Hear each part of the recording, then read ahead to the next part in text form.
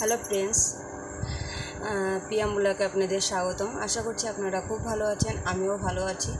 তো এটা ব্লগ না, তো আবারও কিছু কথা শেয়ার করার জন্য সবার সামনে চলে আসলাম। কারণ আমি নতুন ইউটিউবার, তো যতটুকু হয় আমি শেয়ার করার চেষ্টা করি।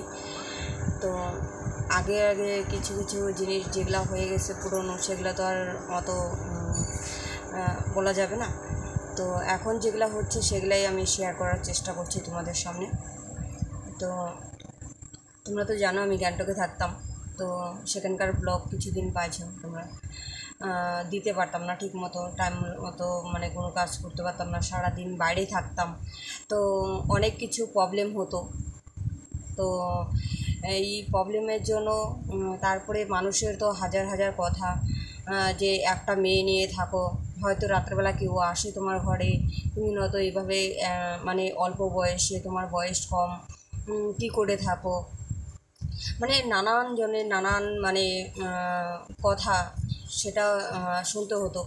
তো এরকম করে, কারণ নিজে যতই সৎ থাকো না কেন, মানুষের মুখ তো আর বন্ধ করা যাবে না।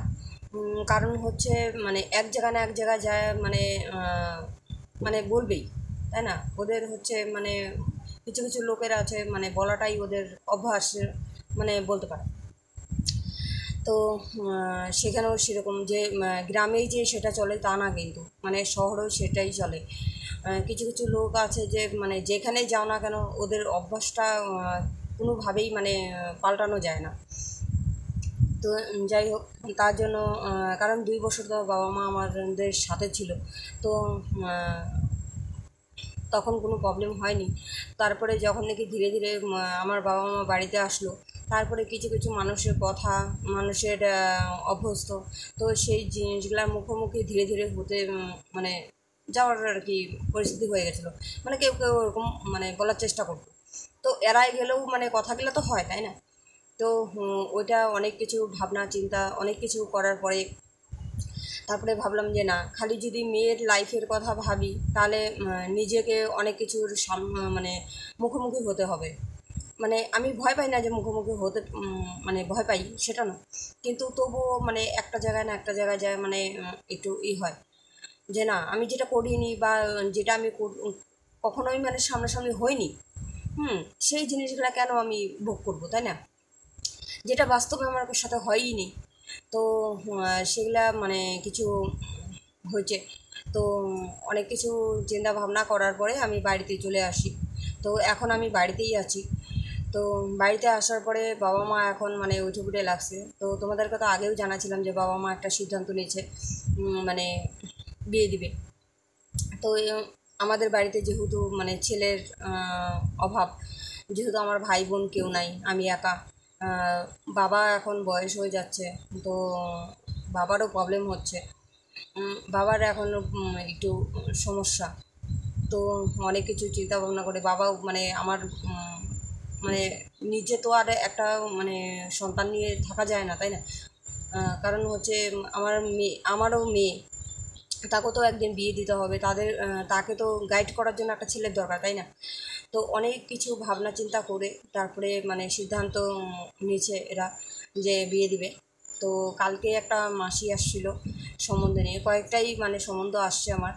তো আমি কাউকে দেখিনি। তো আমাদের বাড়ির আশেপাশেই আছে, তাদেরকে আমি মানে বলো কিছু লোক আমি চিনি, কিছু লোক আমি চিনি না। তো আসছে, আমার সামনাসামনি অবশ্য হয়নি, আমাকে দেখছে তারা, কিন্তু আমি দেখিনি। ঠিক আছে, 1 নম্বর কথা। তো যাই হোক, আমি কথা বলতে পারছি না, একটু প্রবলেম হচ্ছে, এই জায়গাটা ব্যথা, তো প্রবলেমটা খুবই হচ্ছে। 1 মিনিট, হ্যাঁ একটু অন্ধকার হচ্ছিলো, তাই লাইটটা দিয়ে নিলাম। তো যাই হোক, তো যেখানে ছিলাম, তো কালকে মাসি আসছিলো, তো মাসি এসে কথাবার্তা বলে গেছে। তো আমাদের বেশি একটা দূর না, সেখান থেকে একটা মানে খবর আসছে। তো আজকে বাবা আর মা তাদের বাড়িতে গেছে, যাওয়ার মানে কথা বলছে, কারণ হচ্ছে এই মাসে তো মানে আর 4 দিন না 5 দিন আছে, যাই হোক শনিবারে মাস শেষ হয়ে যাবে। তো সেটা চিন্তা ভাবনা করে ভাদ্র মাসে বলে মানে কারো বাড়িতে এরকম যেতে হয় না, তো নিয়মকানুন কিছু আছে। তো আজকে গিয়েছে মা আর বাবা, কারণ আমাদের তো আর কেউ নেই, কি বলবো, কারণ আমাদের ফ্যামিলি বলতে আমরা 3 জনই আছি। তো যাই করব আমাদের ফ্যামিলি 3 জনের মধ্যেই করতে হবে। আর আত্মীয় স্বজন বলতে সেটা বলবো যে তারা মানে পিছনে যারা নাকি মানে কি পিন মারা বলে না, পিন মারার জন্য হাজার লোক তোমার সামনে দাঁড়াবে, কিন্তু তোমার ভালো কেউ দেখতে পারবে না, বুঝতে পারলে?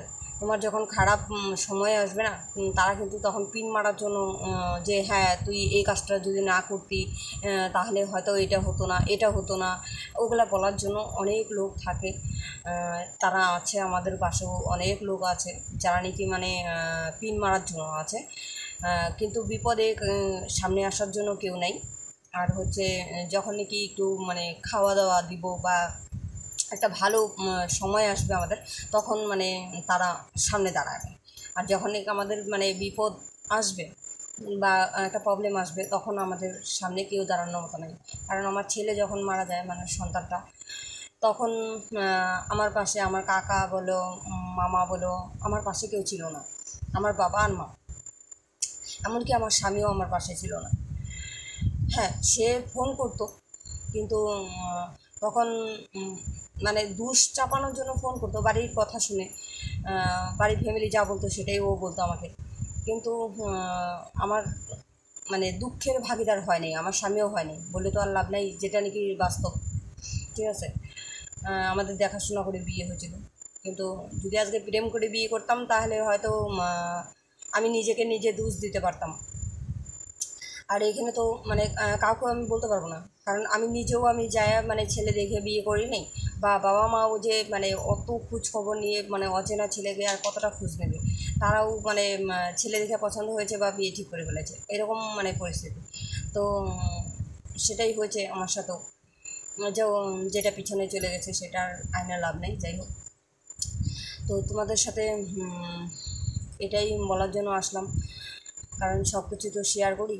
তো বাবা মা এখন অবধি আসেনি, এখন বাজে কয়টা, এখন 6:30 বাজতে চললো। তো আমি ভাবলাম যে না, তোমাদের সাথে কিছু শেয়ার করা দরকার। আমি আজকে ব্লগ শ্যুট করিনি, কালকের ভিডিওটাও আজকে আমি লেট করেই পোস্ট করছি। কদিন থেকে না মানে আমার প্রবলেম হচ্ছে, মানে এখানে এসে মানে আমি সব কিছু মেনটেন করে উঠতে পারছি না, কারণ এক জায়গা থেকে আসা, তো ওইখানে তো মানে টাইম টু টাইম কাজ করছি না, যে এই টাইমে আমার এই কাজটা, এই টাইমে এই কাজটা। কারণ এইখানে আসার পরে মা বেশিরভাগ মা কাজ করে নিচ্ছে, আর যেটুকু থাকছে বাবা ফটাফট করে নিচ্ছে, তো আমি কোনো কিছু মানে তাল পাচ্ছি না, তালে তাল মিলাইতে পারতেছি না আর কি। তো এটাই হচ্ছে প্রবলেম। তো যাই হোক, ধীরে ধীরে স্টার্টিং হচ্ছি। এখন অবধি জামা কাপড়গুলো গুটাইতে পারিনি জানো তো, অনেকে যে এখন অবধি গুটানো অবস্থায় দেখো, ওইখানে মানে অনেক কিছু মানে আল্লাহর মধ্যে রেখে দিচ্ছি, এখন অবধি মানে ধুইতে হবে ওগুলো, আধোয়া জামা কাপড় সব ধুইতে হবে। বাবা ওই যে কাঁঠালটা পাড়ছে আজকে।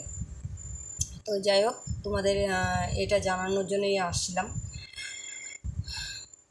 তোমরা কে কীভাবে নেবে আমি জানি না, যে এত বড় একটা মেয়ে আছে তা সত্ত্বেও এইদিকে পা বাড়াচ্ছ, হয়তো বলতেই পারো তোমরা, কিন্তু একটা জায়গায় দেখো মানে চিন্তা ভাবনা করে, যে আমিও তো অসহায়। আমি মানে সিদ্ধান্ত নিয়েই নিয়েছিলাম যে আমি কখনো বিয়ের দিকে আগাবো না, কিন্তু এখন পরিস্থিতিটা এতটাই মানে গভীরে চলে গেছে না, মানে আমি সিদ্ধান্তটা নিজে নিজে নিতেও পারছি না, জানো তো, ভয় হয় যে কারণ আমার মাথার উপরে এখন কি বলবো, মানে 3টা দায়িত্ব নিয়ে একটা মেয়ে চলবে কী করে বলো? বাবা মা তারপরে মেয়ে, এদেরকে সামনে তো আমার দায়িত্ব নিতে হবে, তাই না? আমি যদি সেরকম হাইফাই ইনকাম করতাম, তাহলে হয়তো আমি এই পরিস্থিতিতে আসতাম না, বা এইটা আমি করতাম না, সত্যি বলছি। তো এখন মানে এমন জায়গায় আমি দাঁড়ায় গেছি না, ওদেরকে আমি মানে কিছু টাকা দিয়ে দিয়ে যে আমার বাবা মাকে আমি হেল্প করব, সেটাও তো আমি পারছি না, কারণ গ্যাংটকে থাকতে আমি নিজে খাবো না, ওদেরকে দিব, তাই না? তো এমন জায়গায় ছিলাম আমি। তো এখন হচ্ছে যতটুকু মানে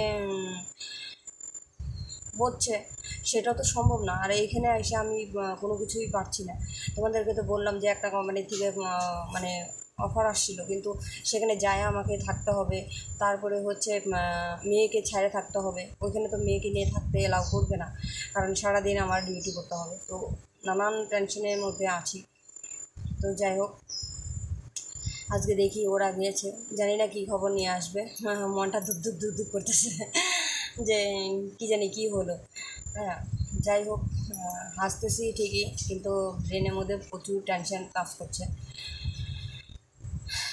তোমরা প্লিজ অনুরোধ করছি, তোমাদের মনে যদি কোনো ডিসিশান থাকে বা তোমাদের কোনো মানে সিদ্ধান্ত থাকে, অবশ্যই আমাকে কমেন্ট করে জানাবে।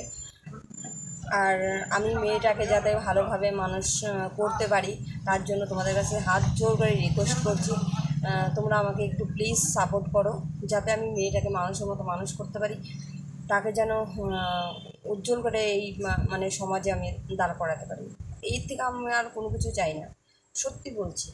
আমার কাছে আর কোনো কিছু নাই। আমার বাবা মা আমার মেয়ে, এই তিনজনকে নিয়েই আমি বাঁচতে চাই। কিন্তু তার মধ্যেও এখন জানি না সামনে কী আসছে আমার। কিন্তু প্লিজ, বারবার হাত জোর করছি তোমাদের কাছে, প্লিজ আমাকে একটু সাপোর্ট করো। তোমরা কেমন ব্লগ চাও, কেমন কী দেখতে চাও, আমাকে প্লিজ একটু জানাও। কারণ আমি নতুন ইউটিউবার, কোনো কিচ্ছু জানি না। আমি শুধু চ্যানেলটা খুলে আমি মানে স্টার্ট করছি।